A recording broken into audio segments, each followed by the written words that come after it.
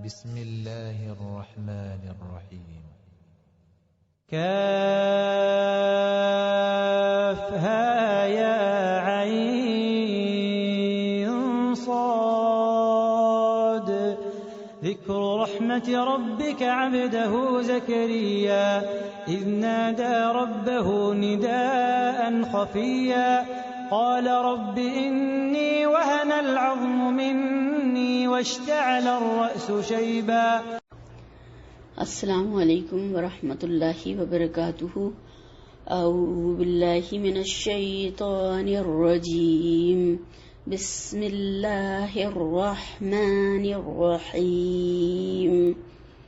کافها یا عین صاد ذکر رحمت ربک عبدہ زکریا اذ نادى ربه نداء خفيا قال رب إني وحن العظم مني واشتعل الرأس شيبا ولم أكن بدعائك ربي شقيا.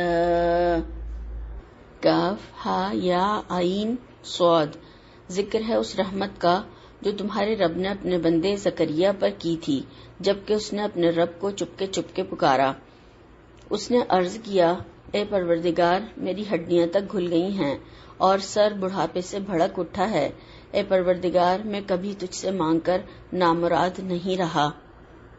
نحمدہ ونصلی علی رسولہ الکریم. رب اشرح لی صدری ویسر لی امری واحلل عقدۃ من لسانی یفقہوا قولی. اللہم ارنا الحق حقا وارزقنا اتباعہ وارنا الباطل باطلا وارزقنا اجتنابہ. آمین یا رب العالمین. الحمدللہ اللہ تعالیٰ کا بے حد شکر احسان ہے. اس کی توفیق، اس کی تائید، اس کی مدد اور اس کے فضل و کرم سے ہم نے سورہ مریم شروع کی ہے اور اللہ تعالیٰ سے اس دعا کے ساتھ اس کو آگے انشاءاللہ تعالیٰ دیکھیں گے کہ اللہ تعالیٰ ہمیں اس کی بہترین سمجھ عطا فرمائے اور اس پر ہمیں بہترین عمل کرنے والوں میں شامل فرمائے. آمین ثم آمین. اس صورت میں ہم دیکھیں گے کہ مختلف انبیاء کرام کا ذکر ہے اور خاص طور سے حضرت زکریا علیہ السلام کا اور یحییٰ علیہ السلام کی پیدائش اور پھر اس کے بعد حضرت مریم اور حضرت عیسیٰ علیہ السلام کی پیدائش اور اس کے مرحلے اور ان سب کے بارے میں کس طریقے سے وہ اس سے گزری ان کا ذکر ہے. اور پھر ابراہیم علیہ السلام کا خاص طور سے کہ انہوں نے کس طریقے سے محبت، حکمت، نرمی اور ادب و احترام سے اپنے والد تک دعوت کو پہنچایا. اور اس میں یہ ہمیں سمجھایا گیا ہے، بتایا گیا ہے کہ آزمائشیں جو ہیں وہ انسان کے گھر سے ہی شروع ہو جاتی ہیں، یعنی کہیں باہر سے بعد میں آزمائش شروع ہوتی ہے بلکہ اس کی گھر سے پہلے آزمائش شروع ہو جاتی ہے. تو اس میں گھبرانا نہیں ہے اور اس دعوت کے کام کو کرتے چلے جانا ہے. تو اس میں ہمیں یہ سبق بھی دیا گیا ہے. اب ہم اس کو تھوڑا تھوڑا کر کے دیکھیں گے انشاءاللہ تعالی. جیسا کہ ہم جانتے ہیں یہ مکی سورہ ہے اور اس میں 98 آیات ہیں اور 6 رکوع ہیں. اور اس کا پس منظر ہم نے پچھلی دفعہ سمجھا تھا کہ کس زمانے میں یہ نازل ہوئی اور کیا حالات تھے اور آپ صلی اللہ علیہ وسلم نے ہجرت کا حکم دے دیا تھا اور اس طرح سے ہجرت حبشہ ہوئی تھی. جعفر بن ابی طالب کے حوالے سے ہم نے ان کی تقریر حبشہ میں نجاشی کے دربار میں پیش کی تھی، وہ ہم نے پچھلی دفعہ پورا دیکھا تھا. اب ہم اس صورت کو آگے انشاءاللہ تعالیٰ اس کی آیتوں کے حوالے سے دیکھیں گے. سب سے پہلے اللہ تعالیٰ نے جو اس میں ارشاد فرمایا اور حروف مقطعات سے یہ سورت شروع ہو رہی ہے. اور حروف مقطعات جو ہیں قرآن مجید کی بہت ساری صورتوں میں آغاز میں استعمال ہوئے ہیں اور اس وقت ان حروف کا اس طریقے سے استعمال کرنا عام طور پر معروف تھا. خطیب اور شعراء اس طرح سے اپنے کلام میں بھی اس کو استعمال کرتے تھے جو جاہلیت کا کلام ملتا ہے اس میں. اور اس وقت کے لوگ جانتے تھے کہ اس کا مطلب اور معنی کیا ہے، مراد کیا ہے اس سے. قرآن کے خلاف تو اور آپ صلی اللہ علیہ وسلم کے جو زمانے کے لوگ تھے انہوں نے مخالفت کی، اعتراضات بھی کیے، اور مگر یہ کسی نے نہیں کہا کہ اس کا کیا مطلب ہے یا پھر یہ بعض صورتوں کے آغاز میں کیسے الفاظ بولے گئے ہیں.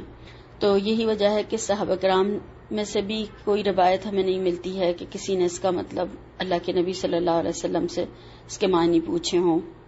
پھر بعد میں یہ جو اسلوب تھا یہ متروک ہو گیا، یعنی پھر بعد میں ختم ہو گیا یہ رواج، اس طریقے سے بات کرنے کا آغاز میں جو یہ الفاظ رکھے جاتے تھے. تو اس کا معنی اللہ تعالیٰ ہی بہتر جانتے ہیں کیا ہے، اور سب سے زیادہ کہا جاتا ہے یہ اسی صورت میں استعمال ہوئے ہیں. یہ 5 الفاظ ہیں جو یہاں شروع میں آئے ہیں. اس کا معنی اللہ تعالیٰ کو ہی معلوم ہے، اور حروف سے ہی کلام بنتا ہے. تو آگے جو کلام پیش کیا جا رہا ہے اس پر غور و فکر کریں اور اس کو سمجھنے کی کوشش کرنی ہے انشاءاللہ تعالی. اور اس میں ہمارے لیے سبق یہ بھی ہے کہ انہوں نے کیا کیا جب انبیاء کرام پر ایسے غیر معمولی حالات آئے، تو اس وقت ان کا طرز عمل، ان کا رویہ اور جو معاملات تھے ان کے وہ کیا تھے. تو وہ ہمیں دیکھنے کی اور اس پر غور و فکر کرنے کی ضرورت ہے، جس کی وجہ سے یہ سب باتیں ہمارے سامنے رکھی گئی ہیں. دوسری آیت میں اللہ تعالیٰ نے ارشاد فرمایا، ذکر رحمت ربک عبدہ زکریا، یہ تمہارے پروردگار کی مہربانی کا بیان ہے جو اس نے اپنے بندے زکریا پر کی تھی. ذکر جو ہے یاد دہانی اور بیان کو کہا جاتا ہے کہ فلاں موقع کی جو بات ہے وہ ذرا یاد تو دلاؤ، ذکر کرو یا سناؤ، بتاؤ، جس سے کہ انسان کو کچھ سبق حاصل ہو، کچھ وہ اس سے نصیحت پکڑے، کچھ بات اس کی سمجھ میں آئے. تو یہاں پر بتایا گیا کہ اس واقعے کا، اس وقت کا، اس زمانے کا ذکر کرو، بات بتاؤ ذرا، اور اس رحمت کا. اور ہم نے ابھی اس سے پہلے سورہ کہف میں بھی رحمت کا تذکرہ کتنی بار پڑھا تھا، 7 بار اس میں رحمت کا تذکرہ آیا تھا. اور اس صورت میں بھی ہم دیکھیں گے کتنی جگہ اور گنتے جائیں گے کہ کتنی بار رحمت کا تذکرہ آیا ہے. تو سب سے پہلی رحمت اللہ تعالیٰ نے یہاں پر ہمیں جو بتائی کہ جو ہم نے اپنے بندے زکریا پر کی تھی. تو یہاں پر ہم دیکھیں گے کہ ان کے ساتھ کیا رحمت کا معاملہ ہوا، اور کتنے پیار سے اللہ تعالیٰ نے عبدہ فرمایا ہے کہ ہمارا بندہ زکریا. جیسے کہ دیکھیں، ہم جب کوئی بہت زیادہ اپنے ماں باپ کا فرما بردار ہوتا ہے تو اس کو کہتے ہیں میرا بچہ، اور جو نافرمانی کر رہا ہوتا ہے یا بدتمیزی کر رہا ہوتا ہے اس کو ہوتا تو بچہ ہے مگر اس کو ایسے لاڈ سے بچہ نہیں کہا جاتا. تو جو اتنی فرمانبرداری ان انبیاء کرام کے لیے آتا ہے کہ آگے ہم دیکھیں گے کہ جو نیکیوں میں دوڑ لگاتے تھے تو پھر اللہ تعالیٰ کو کتنے پسند آتے ہوں گے. اللہ تعالیٰ فرما رہے ہیں کہ عبدہ، اور اس سے پہلے بھی ہم نے پڑھ چکے ہیں ہم، اور میں نے سورہ بنی اسرائیل کے بارے میں بھی بتایا تھا، اس میں آپ صلی اللہ علیہ وسلم کے لیے بھی کہا گیا ہے، اور یہاں پر پھر سے سورہ کہف میں بھی آپ صلی اللہ علیہ وسلم کے لیے بھی عبد کا ذکر آیا، اور یہاں پر حضرت زکریا کے لیے پھر عبد کا ذکر آیا کہ یہ پیارے بندے، یہ نیک بندے، یہ نیکیوں میں دوڑ لگانے والے، یہ بڑھ بڑھ کے اللہ کی فرمانبرداری کرنے والے، اور ہر وقت، ہر جگہ، ہر کام میں، ہر بات میں، یعنی ساری زندگی، تمام زندگی یہ نیکیوں میں دوڑ لگاتے رہے، بھاگ بھاگ کر کرتے رہے، جلدی کرتے رہے نیکیوں میں. تو یہ اللہ تعالیٰ کو کے پسندیدہ بندے. تو یہاں پر ایک اللہ تعالیٰ نے اپنے پسندیدہ بندے کا تذکرہ فرمایا اور کہا کہ وہ زکریا تھے. اب حضرت زکریا علیہ السلام کے بارے میں تھوڑا سا دیکھتے ہیں. آپ بنی اسرائیل کے نبیوں میں سے ایک عظیم نبی تھے، اور بخاری کی ایک روایت میں آتا ہے کہ آپ بڑھئی تھے اور اپنے ہاتھ کی کمائی ہوئی روزی کھاتے تھے. حضرت زکریا ہارون علیہ السلام کے خاندان سے تھے، اور بنی ہارون کے 24 خاندان تھے جو باری باری سے مقدس کی خدمت کے لیے حاضر ہوتے تھے، اور انہی میں ایک خاندان تھا جس کا نام ابیہ تھا، اور جن کے سردار حضرت زکریا علیہ السلام تھے. اپنے خاندان کی باری کے دنوں میں یہی مقدس میں جاتے اور وہاں پر بخور جلانے کی خدمت انجام دیتے تھے. اور یہ بوڑھے ہو گئے تھے اور ان کی کوئی اولاد نہیں تھی، اور جب ان کو حضرت مریم کا سرپرست یا کفیل بنایا گیا، جو ان کی بھانجی تھی، یہ خالو تھے ان کے حضرت مریم کے، تو ان کے پاس جب جاتے تو یہ وہاں پر ان کے پاس بے موسم پھل دیکھتے تھے. اس وقت وہ ان پھلوں کا موسم بھی نہیں ہوتا تھا, وہ پھل ان کے پاس رکھے ہوئے دیکھتے تھے اور ان سے پوچھتے تھے مریم یہ تمہارے پاس کہاں سے آیا, جبکہ وہاں پر کوئی آتا جاتا بھی نہیں تھا ان کے علاوہ. تو وہ کہہ دیتی تھیں کہ اللہ کے پاس سے آیا ہے. تو پھر انہوں نے اس بات سے یہ سوچا کہ میں بھی اللہ تعالیٰ سے مانگوں جو کہ بے موسم پھل دے سکتا ہے, تو وہ اس بڑھاپے کی حالت میں مجھے اولاد بھی دے سکتا ہے. جیسے کہ انسان کی فطرت میں ہے یہ بات کہ وہ کوئی غیر معمولی چیز دیکھتا ہے تو اس کو بھی شوق پیدا ہو جاتا ہے اس چیز کا, اور پھر ایک ماحول بھی ہوتا ہے ہر کام کے لیے کہ کوئی چیز ہوتی ہوئی جب نظر آ رہی ہوتی ہے انسان کو تو پھر اس کے دل میں بھی خواہش اور شوق پیدا ہوتا ہے. تو اسی لیے ہمیں کہا بھی گیا ہے جب درختوں میں پھل لگتے ہیں, جب پھلتا پھولتا ہے درخت, پھل آتے ہیں تو اس وقت غور و فکر کرو اور دیکھو, تو انسان کے اندر ایمان اور تقوی میں اضافہ ہوتا ہے. اسی لیے ہمیں یہ کہا گیا ہے کہ ہم اس وقت غور و فکر کریں. تو یہاں پر جو ان کی بات بتائی گئی ہے کہ وہ ایک بہت بڑے دینی منصب پر مامور تھے مگر اولاد سے محروم تھے, اولاد نہیں تھی ان کی. تو انہوں نے یہ کیفیت دیکھ کر وہاں پر حضرت مریم کی, آگے ہم انشاءاللہ تفصیل سے اس کو پڑھیں گے, کہ جب ان کے پاس بے موسم پھل دیکھے تو ان کے دل میں بھی خواہش پیدا ہوئی کہ میں بھی اللہ تعالیٰ سے دعا کروں تو اللہ تعالیٰ مجھے بھی اولاد عنایت فرمائیں گے. تو یہاں پر اللہ تعالیٰ نے ہمیں بتایا ان کے بارے میں. آگے تیسری آیت میں ہم دیکھتے ہیں اذ نادا ربہ نداء خفیہ. اذ نادا جب پکارا اس نے, ربہ اپنے پروردگار کو, اپنے رب کو, نداء آواز سے, خفیہ دبی ہوئی, پس چپکے سے, آہستہ سے. جب اس نے اپنے رب کو چپکے پکارا. ہمیں یہاں پر دعا کا انداز اور دعا کا طریقہ بھی بتایا گیا ہے کہ اصل دعا کیا ہے, چھپ کر چپکے سے, کیسے اللہ تعالیٰ کی تعریف بیان کر کے اور پھر اپنی کمزوری کا اعتراف کر رہے ہیں.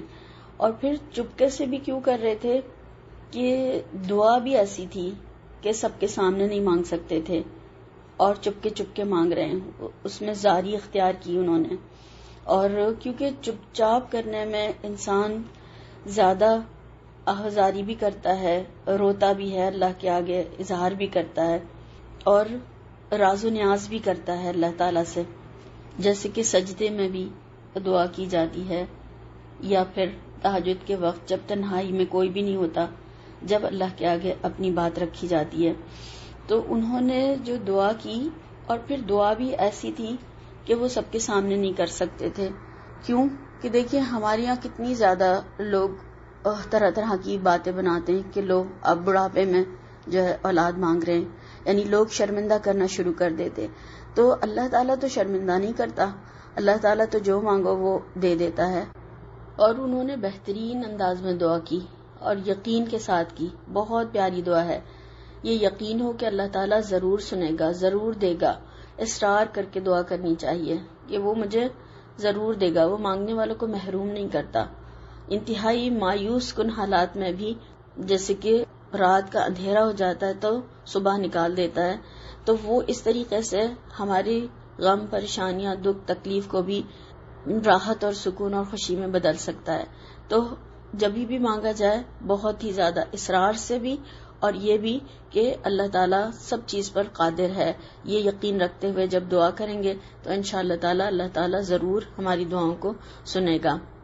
تو یہاں پر اللہ تعالیٰ نے بتایا کہ انہوں نے چپکے سے, رازداری کے ساتھ میں, دبی آواز میں اللہ تعالیٰ سے دعا مانگی. مگر دیکھیں اللہ تعالیٰ نے یہ ان کی دعائیں جو ہمارے لیے بھی فائدہ مند تھیں اور ہیں, رہیں گی, تو ان کو قرآن میں ہمارے فائدے کے لیے یہاں پر نقل کر دیا. انہوں نے چپکے سے مانگی, اللہ نے قرآن میں سب کو سنا دیا, سب کو بتا دیا کہ ہمارا بھی اس سے فائدہ ہو, ہم بھی اس سے سیکھیں اور اس سے پھر ہم بھی عمل کر سکیں.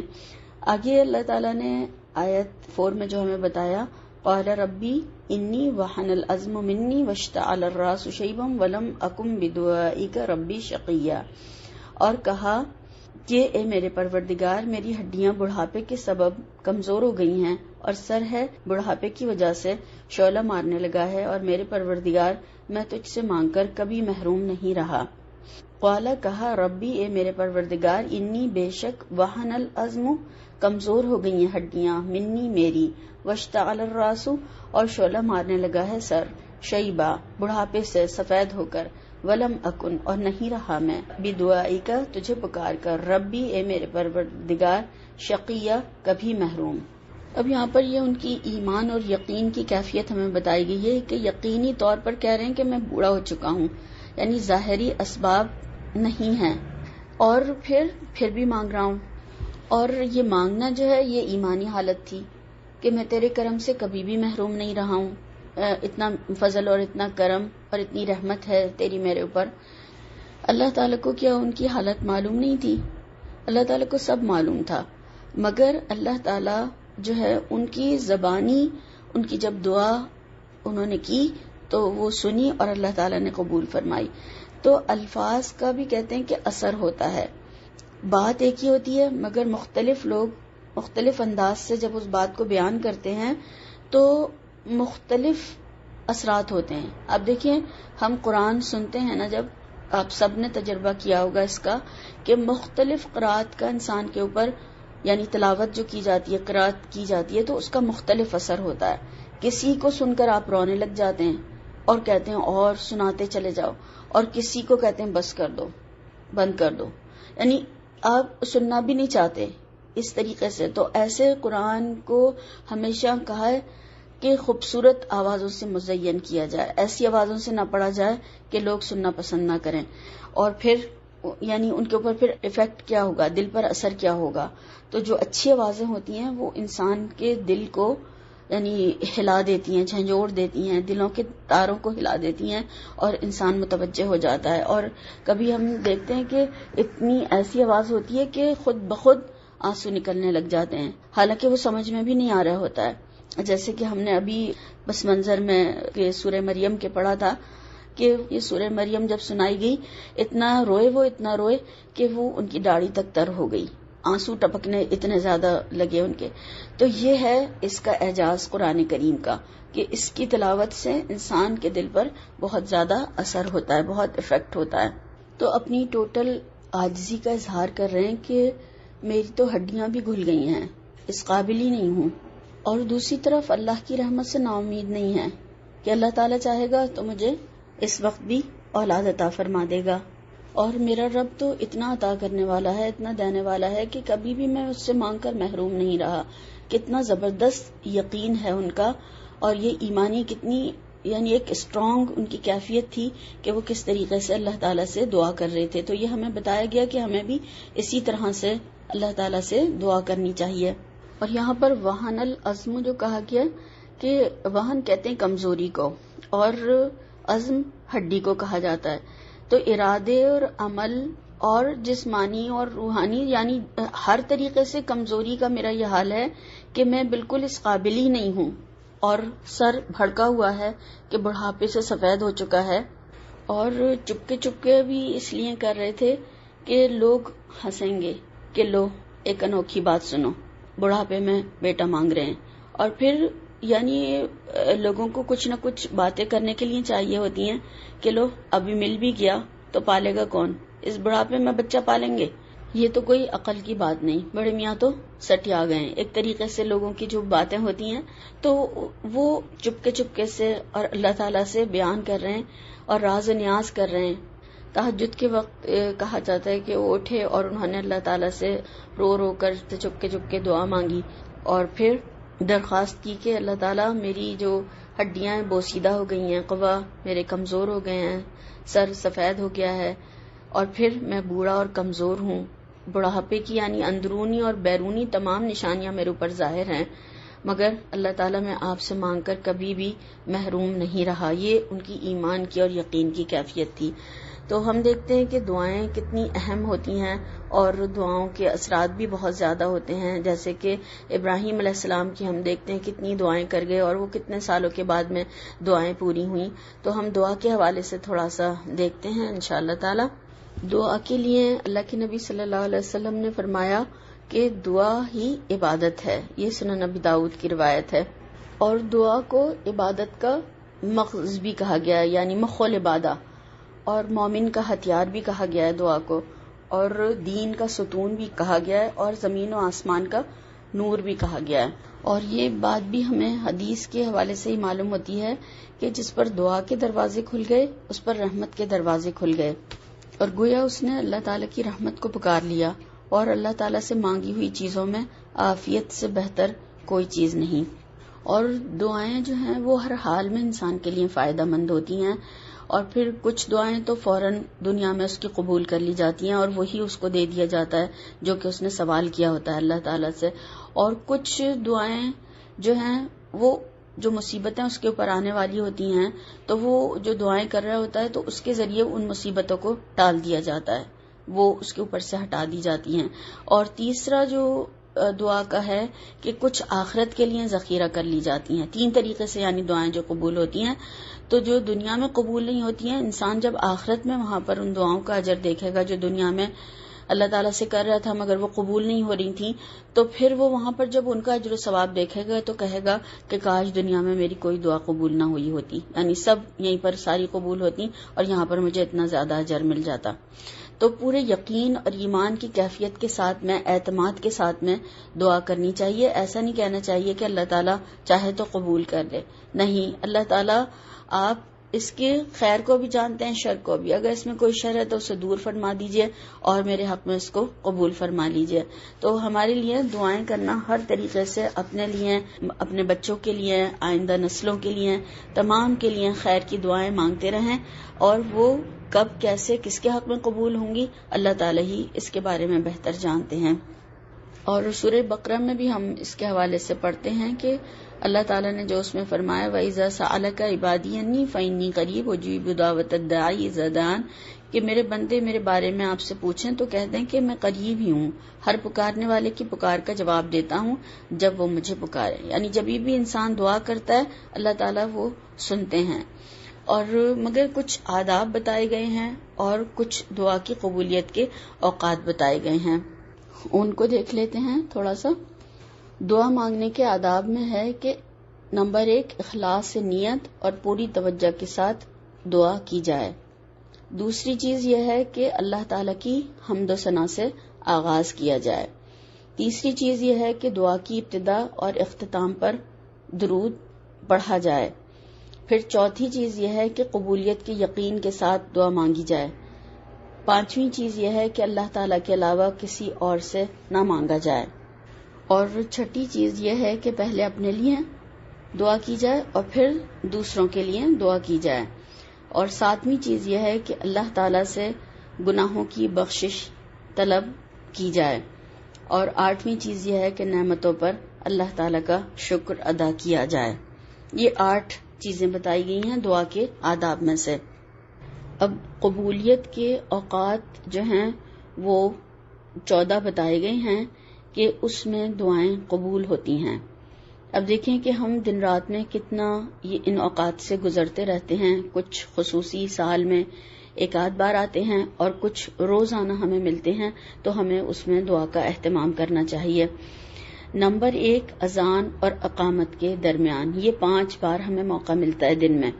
پھر نمبر 2 تہجد کے وقت، یہ بھی ہمیں ہر روز موقع ملتا ہے. پھر فرض نماز کے بعد ہر دن میں 5 بار اس کا بھی ہمیں موقع ملتا ہے. نمبر 4 جمعے کے دن کی 1 گھڑی، اس کا ہفتے میں 1 بار ہمیں موقع ملتا ہے. پھر نمبر 5 ہے سجدے میں، اس کا ہم سارے دن میں کتنی بار بھی اس کو کر سکتے ہیں. پھر نمبر 6 سحری کے وقت، جب بھی روزہ رکھیں تو ہم اس سے بھی فائدہ اٹھا سکتے ہیں. پھر نمبر 7 روزے کی حالت میں، یعنی جب بھی روزہ رکھیں تو ہم اس میں بھی دعائیں کر کے اللہ تعالیٰ سے، یہ بھی قبولیت کا وقت ہے، سوال کر سکتے ہیں. پھر نمبر 8 شب قدر میں، یہ سال میں 1 دفعہ اور کب ہوتی ہے ہمیں نہیں پتا، مگر ہمیں پوری 10 راتیں جو عبادت کرنے کی کہا گیا ہے تو اس میں ہم اللہ تعالیٰ سے سوال کریں، اللہ تعالیٰ یقینی طور پر قبول فرمائیں گے. پھر نمبر 9 ہے قرآن مجید کی تلاوت کے بعد، جب ہم اللہ کا کلام پڑھتے ہیں تو اس کے بعد بھی ہم دعا کریں، اللہ تعالیٰ ضرور قبول فرمائیں گے. پھر نمبر 10 ہے سفر میں، یعنی سفر میں بھی بہت سارے لوگ بیکاری میں ہی وقت ضائع کر رہے ہوتے ہیں، تو اپنے لیے اور دوسروں کے لیے دعائیں کریں اور کچھ کائنات پہ غور و فکر کریں اور کچھ ایسی چیزوں کو دیکھیں اور ان پر کچھ لکھنے کی یا پڑھنے سمجھنے کی کوشش کریں تو وہ بھی سفر ان کے لیے بہت ہی اچھا اور آسان ہو جائے گا۔ پھر نمبر 11 ہے عرفے کے دن کا۔ یہ بھی ایک سال میں ایک دفعہ ہی ہمیں موقع ملتا ہے، اس دن بھی خوب دعائیں کریں، یہ قبولیت کا وقت ہے جو اب انشاءاللہ تعالی آئے گا۔ پھر اس کے بعد دیکھیں نمبر 12 ہے آب زمزم پیتے وقت، اور یہ زندگی میں اللہ تعالیٰ جس کو موقع دے وہ وہاں پر جائے، اور یا پھر زمزم وہاں سے آتا ہے، کتنے لوگوں کے پاس پہنچتا ہے، تو جب پیتے ہیں تو جبھی بھی دعا کر سکتے ہیں، قبول کرنے والا اللہ تعالیٰ ہے۔ پھر نمبر 13 ہے میدان جنگ میں، یہ تو زندگی میں جس کو موقع مل جائے۔ پھر اس کے بعد دیکھیں نمبر 14 ہے بارش برستے وقت، یہ بھی ہم سال میں کتنی بار اس موقع سے بھی فائدہ اٹھا سکتے ہیں۔ تو اللہ تعالی ہمیں بہترین توفیق عطا فرمائے کہ ہم ان قبولیت کے اوقات میں اللہ تعالی سے سوال کریں، اللہ تعالی کے سامنے اپنی حاجات، اپنی دعائیں رکھیں کہ اللہ تعالیٰ ان کو قبول فرمائے۔ اور 3 طرح سے جیسے میں نے ابھی آپ کے سامنے رکھا کہ ہماری دعائیں قبول ہوتی ہیں، ایک تو دنیا میں فوراً وہی چیز دے دی جاتی ہے، دوسرا مصیبت ٹال دی جاتی ہے، اور تیسرا آخرت میں ذخیرہ کر لی جاتی ہیں۔ تو دعائیں ہمارے لیے ہر حال میں فائدہ مند ہیں، جو قبول نہیں بھی ہوں گی دنیا میں تو وہ آخرت میں انشاءاللہ تعالی اس کا اجر و ثواب ہمیں ضرور ملے گا۔ ایک روایت میں ہمیں یہ ملتا ہے، نبی کریم صلی اللہ علیہ وسلم نے فرمایا کہ جب تک کوئی بندہ گناہ یا قطع رحمی کی دعا نہ کرے اور قبولیت کے معاملے میں جلد بازی نہ کرے، اس کی دعا قبول ہوتی رہتی ہے۔ تو عرض کیا گیا کہ اللہ کے رسول صلی اللہ علیہ وسلم جلد بازی کرنا کیا ہے؟ تو آپ صلی اللہ علیہ وسلم نے فرمایا وہ کہے کہ میں نے بہت دعا کی اور مجھے نظر نہیں آتا کہ وہ میرے حق میں قبول کرے گا، پھر اس مرحلے میں مایوس ہو کر تھک جائے اور دعا کرنا چھوڑ دے۔ یہ صحیح مسلم کی روایت ہے۔ اور ایک دعا جو انتہائی جامع اور بہترین ہے، جس میں کہ دنیا اور آخرت کی تمام بھلائیاں مانگنے کی آپ صلی اللہ علیہ وسلم نے ہمیں تعلیم فرمائی ہے، وہ ہے اللہم اغفر لی وارحمنی واہدنی واجبرنی وعافنی وارزقنی وارفعنی۔ اے اللہ مجھے معاف فرما دے، اے اللہ مجھ پر رحم فرما دے، اے اللہ مجھے ہدایت دے دے، اے اللہ میرے نقصان کو پورا کر دے، اے اللہ مجھے عافیت عطا فرما دے، اے اللہ مجھے رزق عطا فرما دے، اے اللہ مجھے رفعت اور بلندی عطا فرما دے۔ تو اس میں کیا چیز ہے جو دنیا اور آخرت کی، جس سے میں کہ انسان اللہ تعالی سے سوال نہ کرے؟ تو پھر ہمیں ضرور اس دعا کو بھی یاد کرنا ہے اور کثرت سے اس کو پڑھنا ہے تاکہ دنیا اور آخرت کی بھلائیاں انشاءاللہ تعالی ہمیں مل سکیں۔ دنیا میں ہم عام طور پر دیکھتے ہیں کہ جب ہمیں کسی سے کوئی کام ہوتا ہے تو ہم اس سے پہلے ٹائم لیتے ہیں، وہ پھر اپنی سہولت کے مطابق ہمیں ٹائم دیتا ہے کہ میں اس وقت سے اس وقت تک فارغ ہوں، آپ آ سکتے ہیں، یا پھر وہ منع کر دیتے ہیں کہ مصروف ہیں، ہم ابھی نہیں مل سکتے یا آپ کو ٹائم نہیں دے سکتے۔ مگر ہمارا رب جو ہے، میں نے ابھی آپ کے سامنے آیت رکھی تھی سورہ بقرہ کی، کہ اس نے تو آفر کی ہے اللہ تعالیٰ نے ہمیں کہ میرا بندہ جب بھی مانگے گا، جب بھی مجھے پکارے گا، میں اس سے ملنے کے لیے تیار ہوں، میں اس کی دعا قبول کرنے کے لیے تیار ہوں۔ وہ آئے تو صحیح، وہ دعا تو کرے، وہ کہے تو صحیح، میں اس کی ہر بات کو پوری کرنے کے لیے تیار ہوں۔ تو وہ جو خالق کائنات ہے، جو کائنات کا بادشاہ ہے، اپنے جو بندے ہیں، جو غلام ہیں، ان کی دعاؤں کا جواب دینے کے لیے تیار ہے جب بھی ہم پکاریں۔ تو اس میں بھی دیکھیں کتنا ایک اللہ تعالیٰ کی طرف سے اس آیات کو دیکھا جائے کیسا ایک شوق پوشیدہ ہے۔ تم کب دعا کرو گے، تم کب مانگو گے، میرے بندے جلدی کرو، ایسا نہ ہو کہیں ٹائم ختم ہو جائے، کیونکہ تمہارے پاس لمیٹڈ ٹائم ہے، بہت کم وقت ہے تمہارے پاس۔